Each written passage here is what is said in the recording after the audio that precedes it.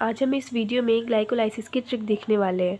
सबसे पहले हमें पता होना चाहिए कि ग्लाइकोलाइसिस होता क्या है। तो it is the partial oxidation of glucose to form 2-पायरुविक एसिड। ठीक है, यानी कि ग्लूकोज का ऑक्सीडेशन होता है और वो किस में कन्वर्ट हो जाता है, पायरुविक एसिड में। ये रिएक्शन होती कहाँ पे, in the cytoplasm of the cell. Cell के साइटोप्लाज्म में ग्लाइकोलाइसिस होती है। ग्लाइको मतलब ग्लूकोज और लाइसिस मतलब ब्रेक डाउन या फिर टूटना। ठीक है, ग्लाइको मतलब ग्लूकोज, लाइसिस मतलब टूटना, ग्लूकोज का टूटना, यानी कि ग्लूकोज का ऑक्सीडेशन होकर पायरुविक एसिड फॉर्म होता है। ठीक है, कितने पायरुविक एसिड, 2। क्यों? क्योंकि जो ग्लूकोज होता है हमारा वो 6 कार्बन कंपाउंड है और जो पायरुविक एसिड है वो हमारा 3 कार्बन कंपाउंड है। तो ये 6 कार्बन है और ये 3 कार्बन है, तो ये यहाँ पे 2 पायरुविक एसिड फॉर्म होते हैं ताकि 6 कार्बन कंप्लीट हो जाए। ठीक है, अब हम पूरी ग्लाइकोलाइसिस की रिएक्शन देखेंगे और उसको आप मेरे साथ याद भी करोगे कैसे करनी है वो भी। ठीक है, तो सबसे पहले हम लेते हैं ग्लूकोज। एक फ्लो चार्ट की फॉर्म में हम इसको समझेंगे। सो ग्लूकोज से क्या बनता है हमारा, ग्लूकोज 6 फॉस्फेट बनता है। ठीक है, ग्लूकोज 6 फॉस्फेट, फिर बनेगा हमारा फ्रक्टोज 6 फॉस्फेट। फ्रक्टोज 6 फॉस्फेट से बनता है हमारा फ्रक्टोज 1,6 डाईफॉस्फेट। ठीक है, अब यहाँ से जो होती है वो रिएक्शन डबल हो जाती है। मतलब क्या, 2 कंपाउंड्स फॉर्म हो गए यहाँ से हमारे। कौन कौन से, हमें ध्यान रखना है धप और घप से, धप और घप से। अभी धप और घप क्या है, धप is di hydroxy acetone phosphate. ठीक है, डाई हाइड्रोक्सी एसीटोन फॉस्फेट। और घप है हमारा ग्लाइसिरल्डिहाइड 3 फॉस्फेट। ठीक है, डाई हाइड्रोक्सी एसीटोन फॉस्फेट और ग्लाइसिरल्डिहाइड 3 फॉस्फेट, ये दोनों एक दूसरे में इंटर कन्वर्टेबल है। ठीक है, अब यहाँ से जो रिएक्शन होगी उसको देखना है। यहाँ से हमारा क्या बनेगा, 1,3 di phosphoglyceric acid, 1,3 di phosphoglyceric acid. इसके बाद बनेगा हमारा 3 फॉस्फोग्लिसरिक एसिड। ठीक है, एंड देन 3 फॉस्फोग्लिसरिक एसिड से बनेगा हमारा 2 phosphoglyceric acid, 2 phosphoglyceric acid. 2 phosphoglyceric acid से हमारा बनेगा फोस्फोइनोल पायरुवेट। ठीक है, और फोस्फोइनोल पायरुवेट से लास्ट हमारा बन जाएगा पायरुविक एसिड। ठीक है, अब एक और चीज़, यहाँ से जो रिएक्शन थी वो डबल हो गई थी, 2 प्रोडक्ट्स फॉर्म हुए थे और दोनों एक दूसरे में इंटर कन्वर्टेबल है। ये प्रोडक्ट जब ये सारी चीज़ें बना रहा है तो ये भी तो ये सारी बनाएगा, यानी कि यहाँ से जितने भी प्रोडक्ट बनेंगे उनकी मल्टीप्लाई हम 2 से कर देंगे, यानी कि जितने प्रोडक्ट बने वो डबल डबल बनेंगे हमारे। ठीक है, इसीलिए कहा था कि 1 ग्लूकोज से हमारे 2 पायरुविक एसिड फॉर्म हो गए।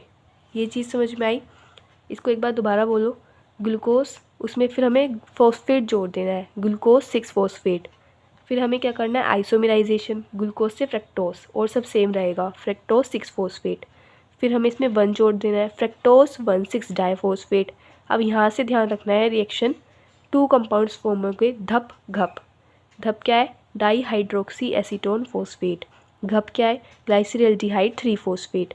अब यहाँ से देखो एसिड्स फॉर्म हो गए, कौन सा, 1,3 डाई फॉस्फोग्लिसरिक एसिड, फिर यहाँ से 1 हटा दो, 3 फॉस्फोग्लिसरिक एसिड, फिर 3 में से एक और 1 कम कर दो, दैट इज़ 2 फॉस्फोग्लिसरिक एसिड। और फिर लास्ट के 2 important steps, that is phosphoenol pyruvate, और लास्ट में हमारा पायरुविक एसिड फॉर्म हो जाएगा। और सारे के सारे कंपाउंड्स डबल फॉर्म हो गए, यानी कि 2 से मल्टीप्लाई कर देंगे।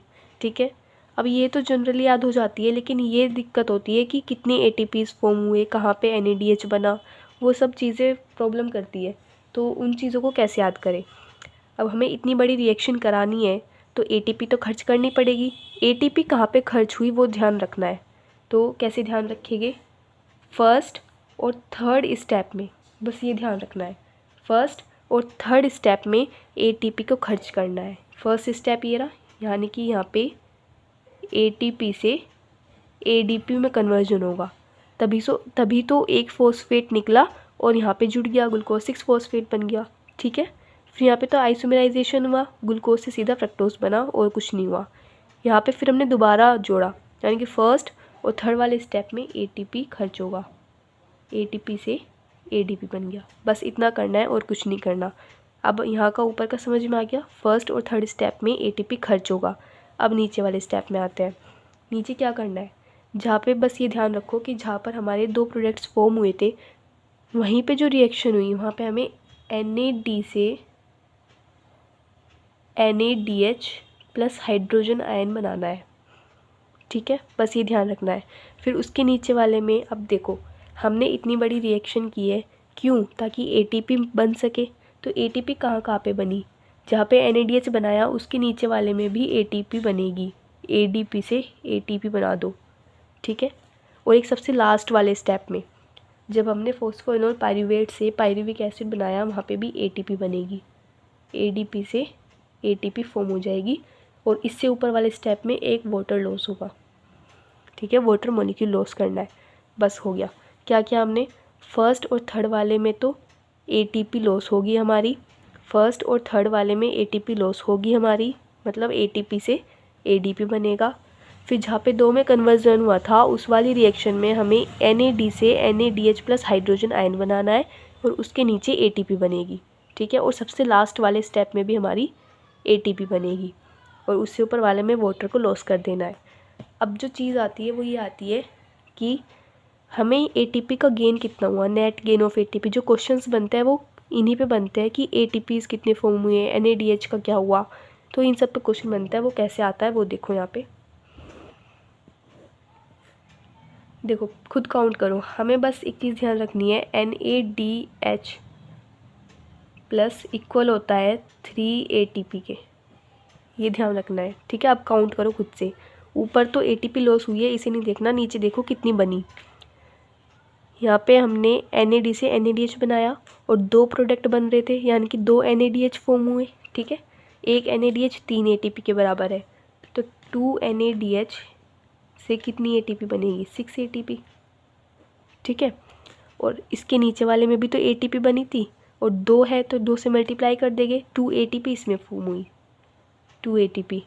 और सबसे लास्ट वाले स्टेप में भी तो ATP बनी, तो 2 ATP उसकी हो गई। टोटल देखो कितनी हो गई, 6 7 8 9 10 10 ATP, यानी कि टोटल ATP फॉर्म कितनी होगी, 10 ATP। लेकिन नीचे तो 10 ATP बन गई, लेकिन हमें रिएक्शन कराने के लिए ऊपर 2 ATP खर्च भी तो करनी पड़ी।